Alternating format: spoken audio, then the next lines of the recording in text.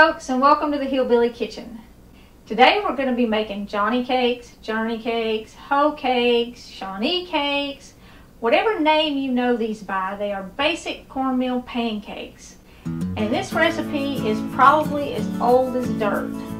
It was given to the very first American settlers by the Native Americans, and it has been part of our history ever since. Now there's probably a million varieties of this recipe. You could literally write volumes of cookbooks on different ways to make these. Everything you add to them is going to change the taste and the texture just a little bit. And this is one of those recipes that you really truly should experiment with and adapt to suit your taste and what texture you like. The basic recipe has cornmeal, salt, and hot water, and that's pretty much it. It was cooked either in an iron skillet or on a rock beside a fire. Most of the recipes today have a little flour in them.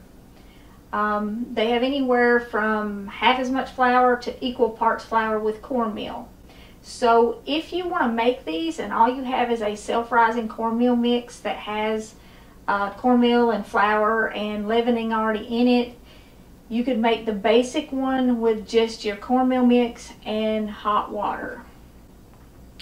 What I'm using today is 1 cup of yellow cornmeal. No mix, nothing else in it.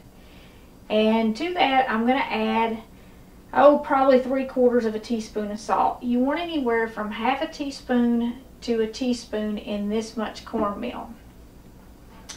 Now the hot water I'm going to save until last, and I actually have some water in the microwave, so I'm going to go ahead and turn that on, and I'm going to turn my skillet on and get it preheating.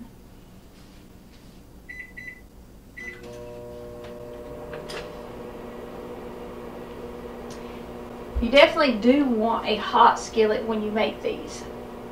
Now I have chosen to add a little bit of baking powder to mine. I have about 1.5 teaspoons because I like them a little bit lighter. And I also like them just a little sweetened. So I have about 1.5 teaspoons of sugar here. You don't have to add the sugar. You can also sweeten them with a little bit of honey. And I'm going to use some buttermilk in mine. I'm actually cutting my water in half, and I'm using 1/2 cup of buttermilk, or 1/4 cup of buttermilk, I'm sorry. You would normally use 1/2 cup of hot water if you weren't doing anything else, but I'm going to cut that, and I'm going to use 1/4 cup of hot water and 1/4 cup of buttermilk. Now, if you want these to be a little lighter without using the baking powder, what you can do is, sorry about that. Anyway, what you can do is you can mix up your cornmeal and buttermilk and put it in the refrigerator overnight. Now these were commonly made at breakfast time, and what they would do is they would mix them up and then fry bacon and fry the Johnny Cakes in the bacon grease. If you add the buttermilk to the cornmeal and you let it sit overnight, the buttermilk will actually break down the cornmeal, and it will make your Johnny Cakes lighter and fluffier. So if you didn't have any baking powder for some reason, you could add your buttermilk the night before. I'm also going to use an egg in mine. You want to beat it up a little bit before you put it in there. And the egg will make it a little lighter again, not quite as dense. And give that a little mix. Now I am going to fry mine in butter because I don't have any bacon grease right now. But usually they're fried in butter or bacon grease. Rarely ever is anything other than butter and bacon grease used to fry these in. Okay, get my water.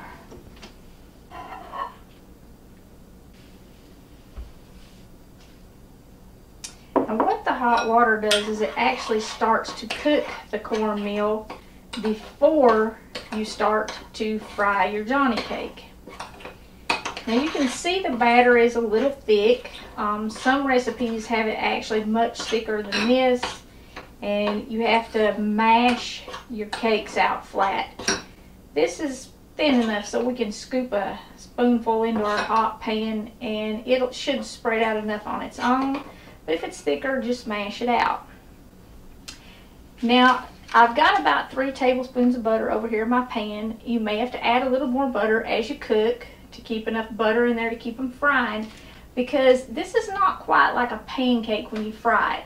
You want enough fat in there so that it actually fries it. Like a pancake, you barely want your pan coated, the bottom of it, just enough to keep it from sticking. But this we're trying to fry, so we want a little bit of butter in there.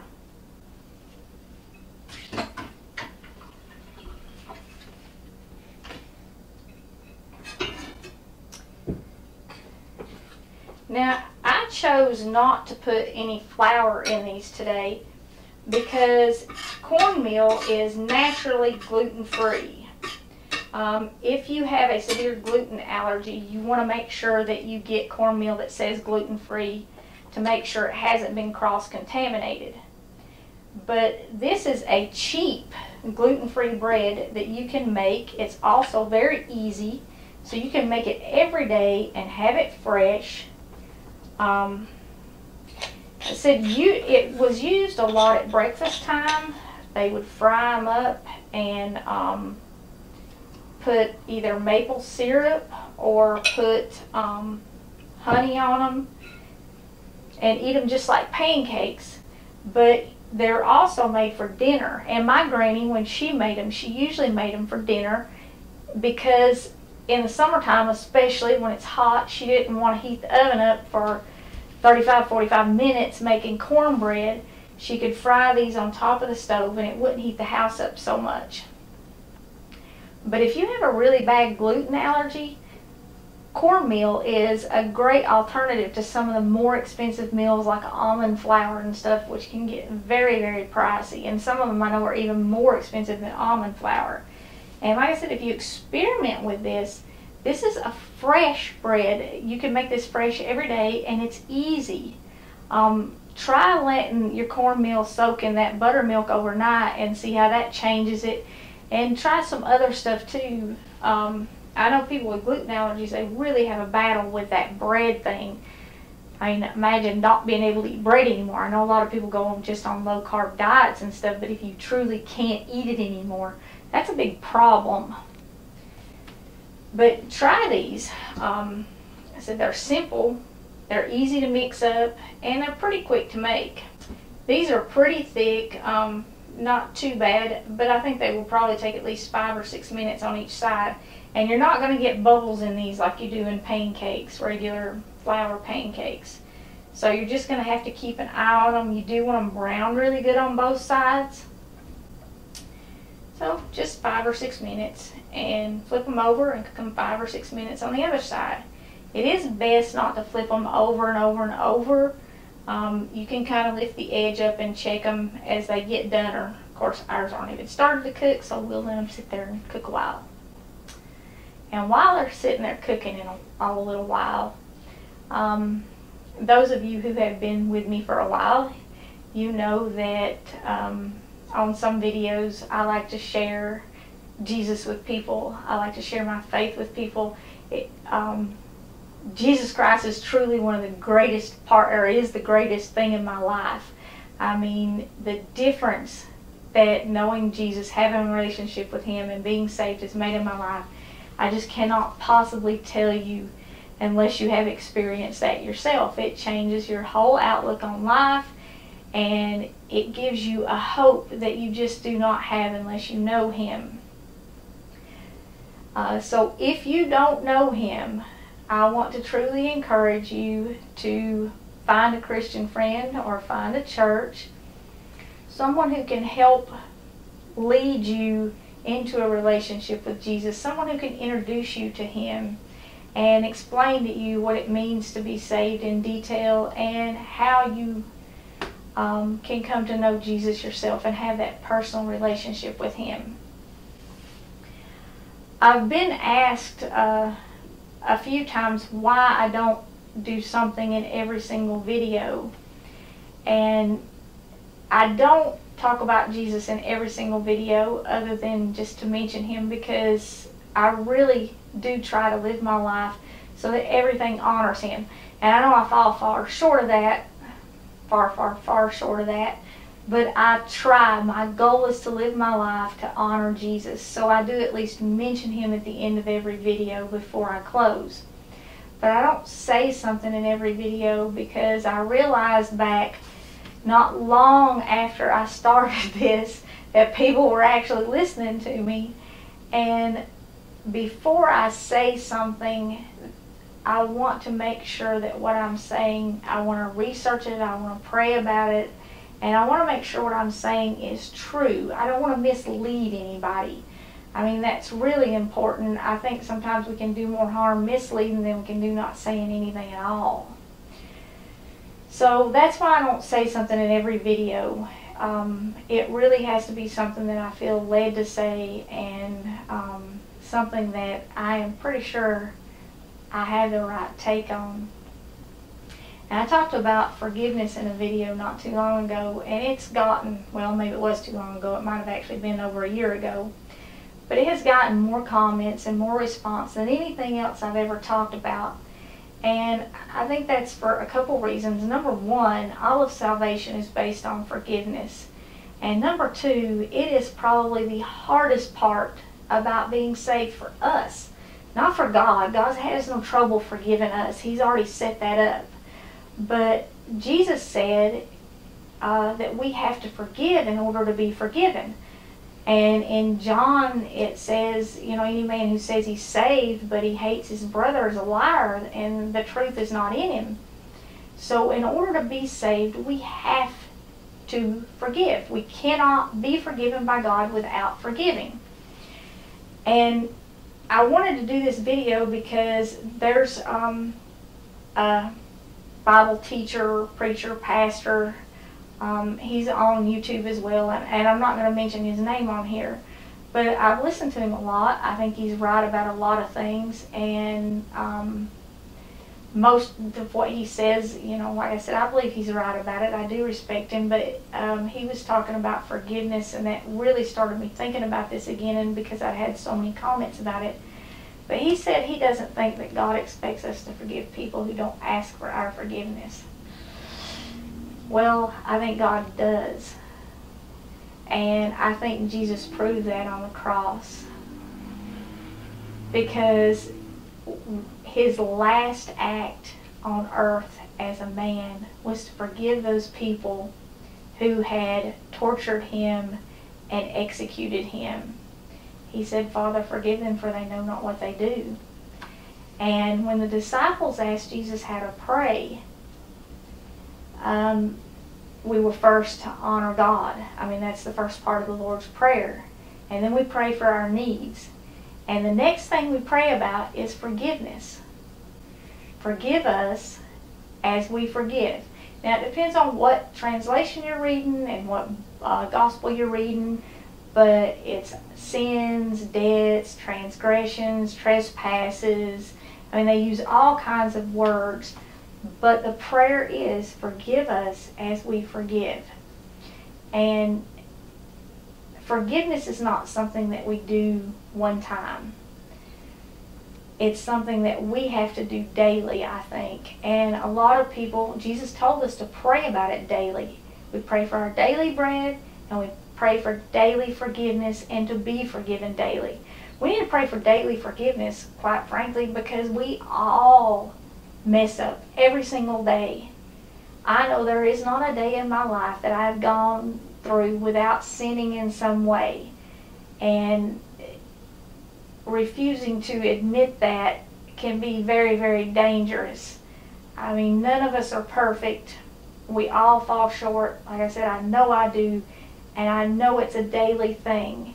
I need daily forgiveness, and I need to give forgiveness daily. A lot of people who have commented on that video, they've said, I just have so much to forgive. And I'll think I've forgiven it, and then I find myself mad about it again. You know, I asked Jesus to help me forgive it, and to let go of it, and I think I've done it. And then I'm mad about it all over again. Well, that's because it's not a one-time thing. It's a daily thing. And some of those hurts are so deep that you may have to pray about one thing every single day for years. But when you pray every day, you ask God to help you forgive, to forgive you and help you forgive. That's the daily prayer that Jesus gave us. And it's so important. We have to do that. And it's not people who have asked us to forgive. I know a lot of people who are mad at people who are dead. How is somebody who has already died going to ask you to forgive them? They're not. And when you hold those hurts like that for years, that anger that builds up and that hate poisons your heart. It's like John said, you can't hate and love. Jesus' greatest commandment was to love one another. How can you possibly love somebody who you hate? I'm sorry, not his greatest commandment. It was his new commandment. His greatest commandment was to love God with all your heart. Second was to love your neighbor as yourself.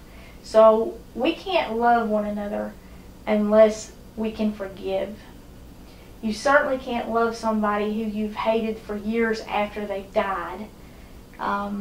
And there's no point in that. Somebody who's dead, that hate that you hold for them, that's not hurting them. It's only poisoning your soul and poisoning your heart. It's making you depressed. It may be causing anxiety. It might be causing some kind of substance abuse or dependency. It even causes physical illness. And that's medically proven that unforgiveness and hate causes physical illness. So for the sake of your soul and the sake of your health and the sake of your mind, pray daily, not just to be forgiven, but to forgive. And really work on that. Like I said, I think that it's gotten more comments than anything else I've ever talked about because it is so important and also because it's so hard for us.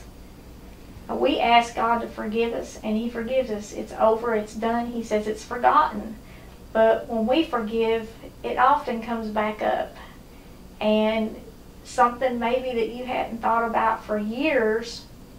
And if you're married, I know you know this is true because you will have forgiven stuff and forgotten about it, and the next thing you know, you're in an argument and something you hadn't remembered for 10 years will pop up, and then you're fighting about it in the middle of that argument. So it's a daily thing.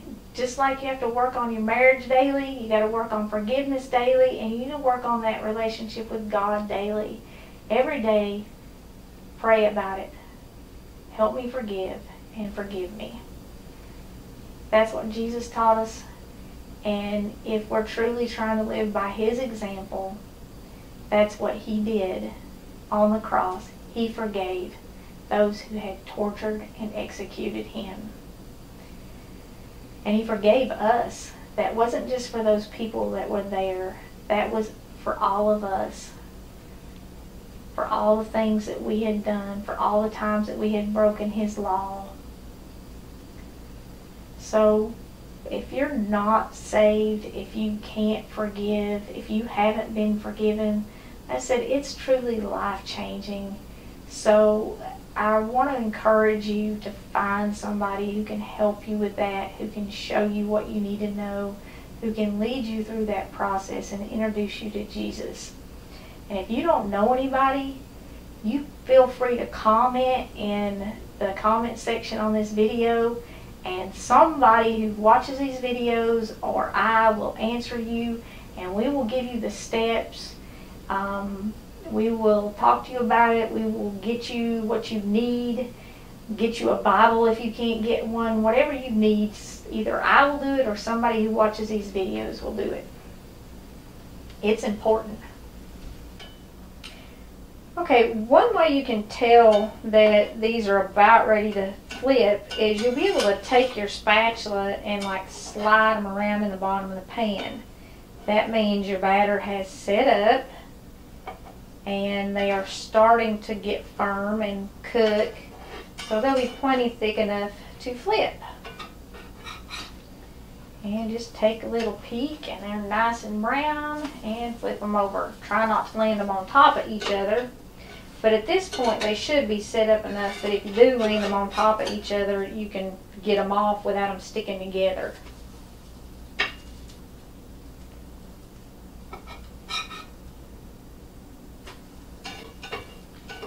Now you can tell by looking at these, they're fairly crumbly, and they're also going to be a little dry, even with that egg and stuff in there, because we didn't put any flour in them.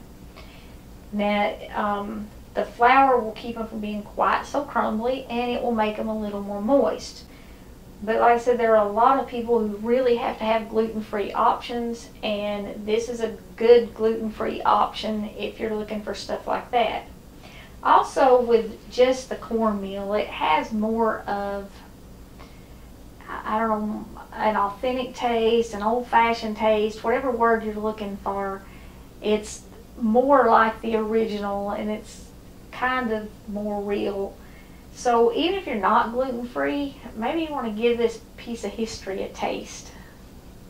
Just go with the plain cornmeal and hot water and salt version of it. It is something to try a time or two. Now, it's not going to be like any bread you're used to, though, I promise you that. The single cup of cornmeal will give you about 4 big Johnny Cakes. You could do, if you were doing them for breakfast, it would probably do about 6 smaller ones. And I probably would make these a little bit smaller if I was going to do them for breakfast and put either syrup or honey over them. But for dinner, if you've got 4 like this, that will definitely serve 4 people, because that's quite a bit of bread there. And like I said, it is fairly dense because it doesn't have any flour in it. Even with the baking powder, it's still going to be really dense. And if you eat more than one of these with your dinner, you're not going to be able to eat your dinner. But for breakfast, the single cup of cornmeal would feed 3 to 4 people. It kind of depends on what else you have to go with it.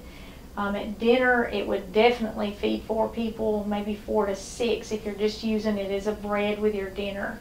You could make them a little smaller, make 6 smaller ones, and feed 6 people at dinner time with a single cup of cornmeal recipe. But you just let them cook now until they're brown on the other side.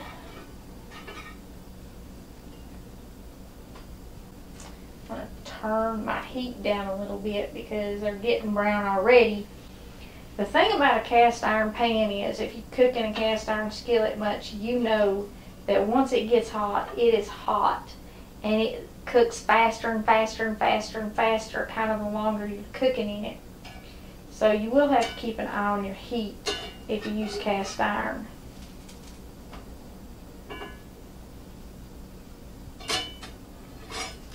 Because you'll have burned Johnny Cakes before you have done Johnny Cakes.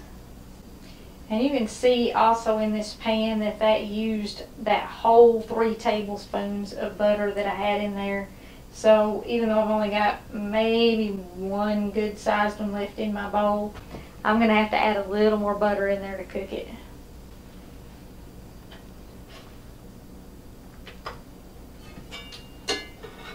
Okay, I think they're about ready now. And you can check these kind of the same way you would any muffin or any kind of bread.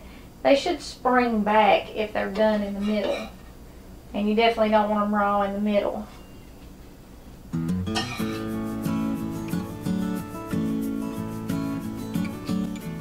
Whether you're looking for a little something to make dinner special, or you're looking for something different for breakfast and you want to serve these with some maple syrup or some honey over them, you should give these Johnny Cakes a try. They truly are a little piece of history, and they are something different. Let me know what you think in the comments, and let me know how you have modified them to suit your taste, what changes you've made in the recipe. Thanks for joining us in the Hillbilly Kitchen. Don't forget to click like and subscribe before you leave. And until next time, remember to put God first.